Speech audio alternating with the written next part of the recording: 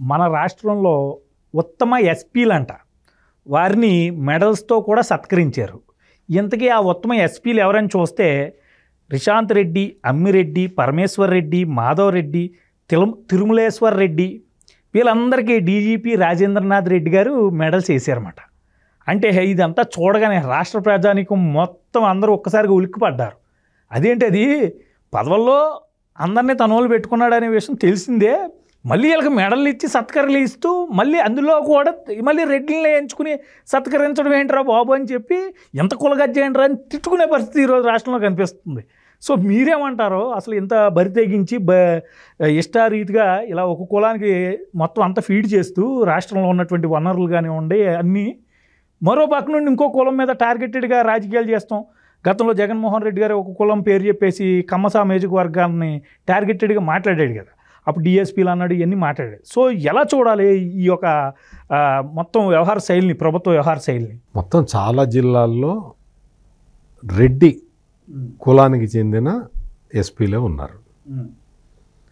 అంటే మనం కులం గురించి బహిరంగంగా ఇంత బహిరంగంగా మాట్లాడుకోవటానికి మనం చాలా సిగ్గుపడాలి. కానీ రాజకీయ నాయకులు ఏంటి అంటే వాళ్ళు సిగ్గుపడరు.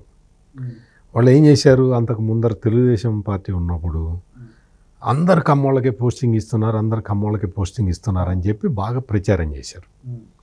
ప్రచారం చేసిన తర్వాత గవర్నమెంట్లోకి వచ్చిన తర్వాత ఇదే జగన్మోహన్ రెడ్డి ప్రభుత్వం అంతమంది కమ్మోళ్ళకి ఇవ్వలేదు అనేది పార్లమెంట్ సాక్షిగా ఏదో ఇచ్చినట్టున్నారు. ఇచ్చారు. 5గురికో ఎంతమందికో కూడా లేరంటారు. లేరు. అది ప్రజలు బలంగా నమ్మేశారు. అంటే వాళ్ళు అంత ఎఫెక్టివ్గా చెప్పారు. ఇప్పుడు ఏంటి అంటే ఇప్పుడు వాస్తవంగా జరుగుతున్నది అది. అంటే మొత్తం జిల్లా ఎస్పీలు అందరూ కూడా మొత్తం రెడ్లే ఉన్నారు. మరి వేరే కులాల వాళ్ళు కనపట్టలేదు. మరి మనకు కనపడుతుంది. ఇప్పుడు ఇంకో కులం అయితే అతను చెప్తే కానీ తెలియదు. కానీ రెడ్లకి ఏంటి అంటే పేరు చివరిన రెడ్డి పెట్టుకుంటారు కదా. బుగ్గన రాజేంద్రనాథ్ రెడ్డి పాపం తన పేరు చివరి రెడ్డి తీసేశాడు. బుగ్గన రాజేంద్రనాథ్ అని పెట్టుకుంటాడు, ఆయన రెడ్డే. ఇట్లా చాలామంది ఉన్నారు. అజయ్ కల్లాం కూడా రెడ్డే, కల్లాం అజయ్ రెడ్డి. ఆయన రెడ్డి తీసేసి అజయ్ కల్లాం అని పెట్టుకున్నాడు.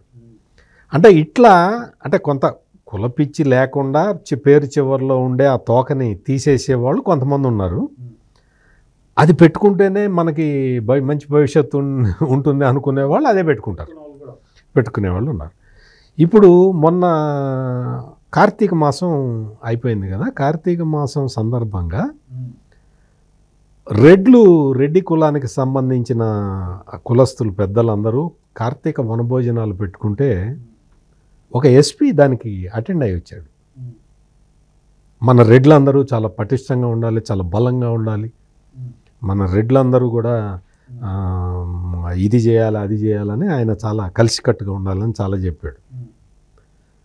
కార్తీక వనభోజనాల్లో రెడ్డి కులస్తుల దానికి ఒక పోలీస్ అధికారి వెళ్ళి ఆ మాటలు చెప్పచ్చా అంటే నువ్వు రెడ్లకే ప్రతినిధివా అని ఎవరన్నా క్వశ్చన్ చేస్తే మరి ఆ రెడ్డి వెళ్ళిన ఎస్పీ సమాధానం చెప్పగలుగుతాడా? అంటే ఎవరు క్వశ్చన్ చేయటానికి సాహసించరు. ఎందుకు అంటే నా చేతిలో రాజదండం ఉంది కాబట్టి అనే ఒక అహంకారం తప్ప ఇందులో ఇంకేమన్నా కనపడుతుందా? అంటే ఇటువంటివి ఆంధ్రప్రదేశ్ రాష్ట్రంలో చాలా జరుగుతున్నాయి. అంటే మొత్తం మనం చూసాం, అందరూ రెడ్లే. అసలు మొత్తం పైనుంచి కింద పార్లమెంటరీ నాయకుడు, లోక్సభ పక్ష నాయకుడు అందరూ. తిరుపతిలో కూడా మొత్తం కొండంతా రెడ్లే. అంటే నేను ఈ మాట చాలా బాధతోటి చెప్తున్నా. ఎందుకు చెప్తున్నానంటే మనం ఏదో ఒక కులానికి వ్యతిరేకమో లేకపోతే ఒక మతానికి వ్యతిరేకమో మనం ఇక్కడ చర్చించట్లే. నువ్వు ఒక కుల పిచ్చితోటి ప్రవర్తించే వాళ్ళ గురించే మనం మాట్లాడుకుంటున్నాం. అంతే తప్ప ఆ కులంలో ఉన్నవాళ్ళు లేకపోతే పేరు చివరిన రెడ్డి అని పెట్టుకున్న వాళ్ళందరూ ఇట్లాగే ఉంటారు అని చెప్పటం నా ఉద్దేశం కాదు. ఇక్కడ విషయం ఏంటి అంటే వీళ్ళందరూ కూడా పోలీస్ అధికారులు కావటం, వీళ్ళందరికీ ఈ మెడల్స్ ఇవ్వటం అనేదే ఇప్పుడు మనం చర్చించుకునే వ్యవహారం. రాష్ట్రంలో మొత్తం అసలు శాంతి భద్రతలు ఎట్లా ఉన్నాయో మనందరికీ తెలుసు. దళితుల్ని ఎట్లా అణిచివేస్తున్నారు, లేకపోతే బలహీన వర్గాల మీద ఎట్లా దాడులు చేస్తున్నారు, ముస్లిం కుటుంబాలు ఎట్లా చిన్నాభిన్నం అయిపోతూ ఉన్నాయి, ఇవన్నీ మనం చూస్తున్నాం. ఒక్క తెలుగుదేశం పార్టీకి చెందిన వాళ్ళ మీదే దాదాపు 90,000 మంది కార్యకర్తల మీద కేసులు ఉన్నాయి. 90,000 అంటే మీరు ఏ స్థాయిలో అక్కడ అణచివేత జరుగుతున్నదో చూడండి. సాధారణంగా ప్రతిపక్షం అంటే వాళ్ళు రోడ్డు మీదకి వస్తారు, ధర్నాలు ర్యాలీలు చేస్తారు, వాళ్ళ మీద కేసులు ఉండటం సహజం. అటెంప్ట్ టు మర్డర్ కేసులు, ఎస్సీ ఎస్టీ అట్రాసిటీస్ కేసులు, ఇవి ఎన్ని ఉన్నాయో చూడండి. ప్రైవేట్ కంప్లైంట్లు అంటే పోలీసులు రిజిస్టర్ చేయకపోతే ప్రైవేట్ కంప్లైంట్లు ఎన్ని ఫైల్ చేస్తున్నారో చూడండి.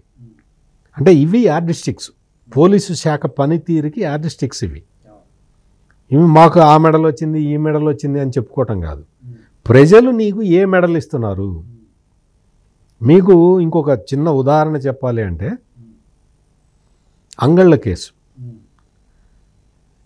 తెలుగుదేశం అధినేత చంద్రబాబు నాయుడు అట్లా వెళ్తూ ఉన్నాడు ఆ రోడ్డు మీద.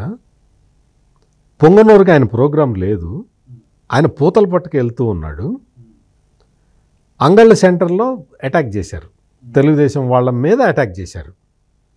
మనం చాలా విజువల్స్లో స్పష్టంగా కూడా చూసాము. పోలీసులు కూడా రాళ్ళేశారు. వైసీపీ కార్యకర్తలతో పాటు పోలీసు డ్రెస్సులో ఉన్న వాళ్ళు కూడా తెలుగుదేశం వాళ్ళ మీద రాళ్ళేసింది మనం విజువల్స్లో స్పష్టంగా చూసాం. ఆ తర్వాత అటెంప్ట్ టు మర్డర్ కేసులు తెలుగుదేశం వాళ్ళ మీద పెట్టారు. అదే రోజు అంగళ్ళలో గొడవ జరిగిన రోజు మీరు చెప్పిన ఎస్పీ రిషాంత్ రెడ్డి కెమెరాల ముందరకు వచ్చి చాలా స్పష్టంగా చెప్పాడు, ఇది మేము ఒప్పుకోం, దీన్ని మేము అణిచివేస్తాం, దీన్ని మేము చాలా సీరియస్గా తీసుకుంటాం అని ఎంతో ఆవేశం ఒక రాజకీయ నాయకుడు చెప్పినట్టు చెప్పాడు. అక్కడ తెలుగుదేశం పార్టీ చేస్తున్న ఎలిగేషన్ ఏంటంటే ఈ ఎస్పీ రిషాంత్ రెడ్డి పొంగనూరు ఎమ్మెల్యే మంత్రి పెద్దిరెడ్డి రామచంద్రారెడ్డి మనిషి అని తెలుగుదేశం చెప్తూ ఉన్నది. అతను ప్రవర్తించడం కూడా అట్లాగే ప్రవర్తిస్తున్నాడు. చంద్రబాబు నాయుడు ఎక్కడో ఎస్బీజీ ప్రొటెక్షన్లో ఎక్కడో ఎన్ఎస్జీ ప్రొటెక్టివ్గా ఉండి దూరంగా ఎక్కడో ఉంటే చంద్రబాబు నాయుడు తరవండి అన్నట్ట అది అటెంప్ట్ టు మర్డర్ అట. దాని మీద అటెంప్ట్ టు మర్డర్ కేసు పెట్టారు. అటువంటి ఎస్పీ కరెక్ట్గా చేశాడు అని చెప్పి ఏదన్నా ఒక మెడల్ ఇస్తే మరి అది ఎవరన్నా యాక్సెప్ట్ చేస్తారేమో నాకైతే తెలియదు. ఎందుకు అంటే అక్కడ ఇప్పుడు దొమ్మి కేసు జరుగుతుందండి. దొమ్మిలు అంటారండి, అంటే రైటింగ్ కేసులు. 2 వర్గాలు కొట్టుకుంటే ఇప్పటి వరకు నాకు తెలిసి నేను క్రైమ్ రిపోర్టర్ కూడా చాలా కాలం పనిచేశాను. ఈ దొమ్మి జరిగినప్పుడు ఆ వర్గం మీద ఈ వర్గం మీద కేసులు పెడతారు.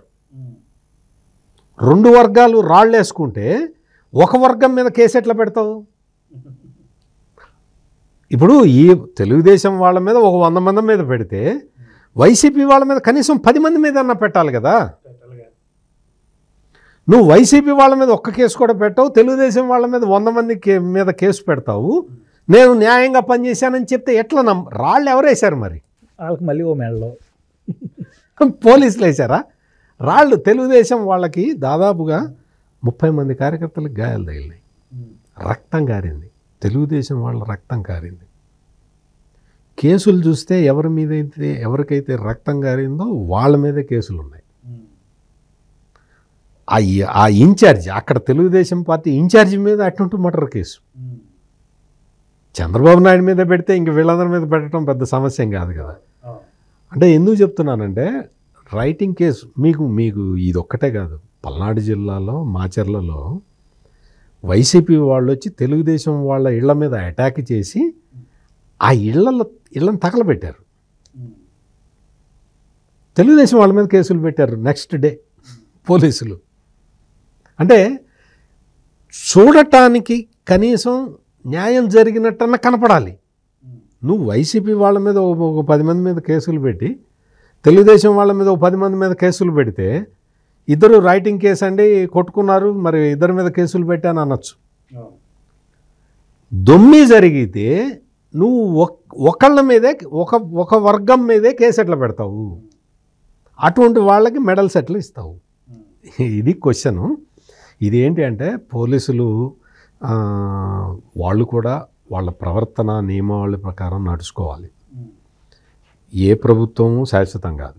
అంటే ప్రభుత్వం శాశ్వతమే కానీ ఏ పార్టీ శాశ్వతం కాదు. మేము అంకిత భావంతో పనిచేస్తాము. అంకిత భావంతో పనిచేసిన సిఐడి చీఫ్ సునీల్ కుమార్ ఎక్కడున్నారో చెప్తారు మీరు?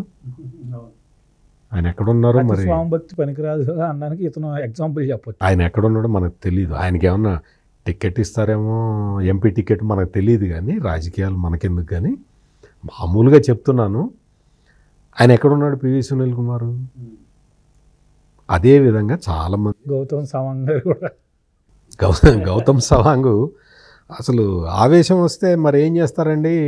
తెలుగుదేశం పార్టీ ఆఫీస్ మీద దాడి చేయక అది భావ ప్రకటన స్వేచ్ఛ గుర్తు అన్నాడు. చంద్రబాబు నాయుడు గారు మన రాళ్ళు వేసిన రోజు కూడా అది భావ ప్రకటన స్వేచ్ఛకు గుర్తు అని చెప్పిన గౌతమ్ సవాంగ్ అతనికి ఇవ్వలేదేంటి మెడలో? అంటే ఆయన రిటైర్ అయ్యాడని ఇచ్చి ఉండరు. ఓన్లీ రిటైర్డ్ అయిన వాళ్ళకి కూడా ఏమో పెట్టిన వాళ్ళకి ఇచ్చేస్తే హ్యాపీగా ఫీల్ అవుతారు. మీరు మంచి ఐడియా ఇచ్చారు కాబట్టి ఖచ్చితంగా గౌతమ్ సవాంగ్ కూడా మెడల్ ఇస్తారు. సో అందువల్ల ఇవన్నీ కూడా ఎట్లా ఉంది అంటే, ఇప్పుడు పోలీసులు వాళ్ళు నైతికంగా వాళ్ళు బాధ్యత వహించాలి. మనం ఎట్లా ప్రవర్తిస్తున్నాం, ప్రజలు ఏ విధంగా మనల్ని చూస్తున్నారు, మన దగ్గరికి ఎవరు వస్తున్నారు, సామాన్య ప్రజలకి అందుబాటులో ఉండాలి పోలీసులు. నువ్వు పోలీసులు ఎవరి మీద కేసు పెట్టాలి అనేది నీకు తాడేపల్లి నుంచి ఫోన్ వస్తుంది, వాళ్ళ మీద కేసు పెడతాము అంటే నువ్వు ఐపీఎస్ చదవటం ఎందుకు? వాలంటీర్ లాగా 5,000 రూపాయలకి ఉద్యోగం చేసేవాడు పెడతాడు కదా. అంటే ఇటువంటి ప్రశ్నలు సమాజంలో ఉత్పన్నం అవుతున్నాయి. ఇటువంటి ఉత్పన్నం కాకుండా పోలీసుల గౌరవం ప్రతిష్ట పెరిగే విధంగా ప్రవర్తించటం అనేది చాలా అవసరం. ఇప్పుడు కనీసం ఇప్పటికైనా, అంటే ఎలక్షన్లు వచ్చేస్తున్నాయి, ఇంకా త్వరలో డీజీపీకి ఆదేశాలు పాటించాల్సిన అవసరం ఉండదు. ఎన్నికల అధికారి చెప్తాడు, ఎన్నికల అధికారి చెప్పినట్టు చేయాల్సిందే. ఆ పరిస్థితి వచ్చిన తర్వాత అయినా కనీసం వీళ్ళు మారితే, ఈ మెడల్స్ తీసుకున్నందుకన్నా వీళ్ళు మారితే ఆంధ్రప్రదేశ్ ప్రజలు చాలా సంతోషిస్తారు.